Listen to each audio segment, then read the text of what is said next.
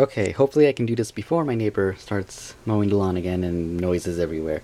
So, usually I don't do videos on Tuesday. I want to do videos on Tuesday, I just don't have any ideas, so I decided I'm going to do this video on the collection of Uncanny X-Men, Series 2, because if I owned every Series 1 issue, that would be amazing, but I don't. I own like 4 or 5 of those. But yeah, just really quick, just decided I would show off, I guess would be the best term to put this. But yeah, issue 1, which is part of Regenesis, which I don't even have the other issues of Regenesis. I just went for a straight Uncanny X-Men run because it's so short, it's actually doable, and prices aren't ridiculous on any of these, at least last I checked.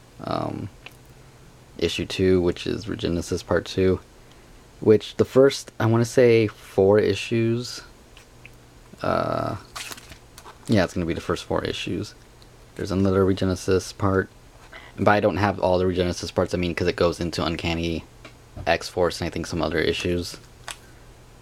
Yeah, these 4 issues I think collect one hardcover. I'm not actually positive on that, I could be completely wrong.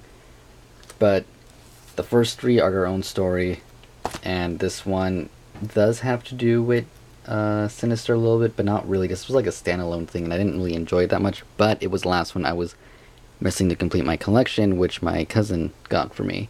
So thank you for that, because I could not find it anywhere here where I live.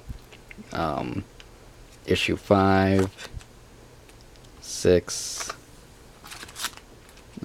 7. So yeah, okay, those issues, I think are all one story too. It was weird, but pretty interesting, actually, once I got into it. It was, you know what, it was weird, but interesting. That's the best way to put it. Then there's issues 8, 9... Actually, 8 might be... I don't remember, and I just read these right now too. I don't remember. It might be part of the story, but I'm not 100% positive. But as you can see, like, they have the banner, 2 months, like, April 2012 AVX. 2 months until, 1 month until, 1 month until, which... I want to say these were all together, but not positive. Which was pretty cool. I really love this cover. That doesn't happen in the comics, just like most covers in comics, but that isn't actually a really awesome cover. And then 10, which is weird. It's the only one that doesn't have that AVX banner coming thing. And I don't know, it's weird. But yeah. This is the only one I don't have first print, so I need to get the first print of this eventually. But still counts. Issue 11, 12, 13, 14, 15. And if you're wondering what's happening, I think like the first few up until this point, it's just really all what's going on during AVX, and then it turns into the X-Men going after Sinister while they have the Phoenix Force. 16, 17.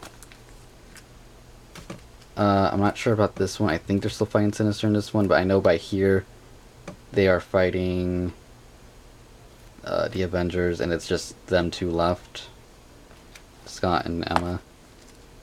Here, basically, this is a really good issue to tie in with the last issue of Avengers vs. X-Men. I mean, if you have the hardcover, you already know. But, yeah, it's what's going on in Scott's mind as he's fighting them, and in issue 20, which I like the cover for.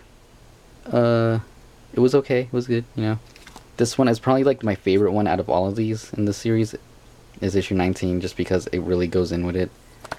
And for anybody who's wondering, because I didn't know this for a while until I actually got the hardcover for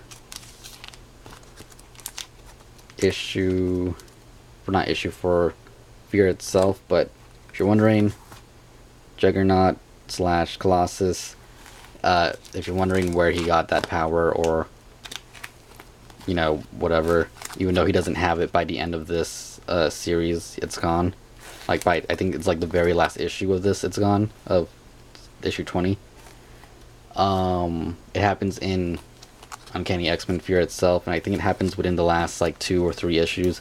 So it's the only time he's is the last issues of that, and then this series, which he's going through his own things in this. It's kind of annoying, but not annoying, but I don't know. Colossus isn't my favorite. I like him now in Cable and X-Force more than I did in Here's What I Should Say, because he's not as like, oh, I'm afraid of hurting people, which he's always been like that. But I mean, I'm just putting my foot in my mouth.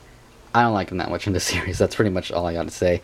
He's cool, but it's just he's evil. It's just he's the way he is. That's the only way I'm gonna put it. It's still a good, interesting story with him and his sister, and I like how it ends, more or less. But yeah, that was a collection for Uncanny X-Men. Second series. I have been getting all of the new ones, so hopefully I can get a full run of that, assuming I never stop getting them or whenever that series ends. And I would love a complete first series, but, well, we all know how expensive that would be, so, yeah. But, anyways, hope you enjoyed this. I might do different random collection videos Tuesdays. I haven't decided. I might not do anything on Tuesdays, or maybe every other Tuesday. We'll see. But, yeah. I guess I will see you next time and stuff. Bye.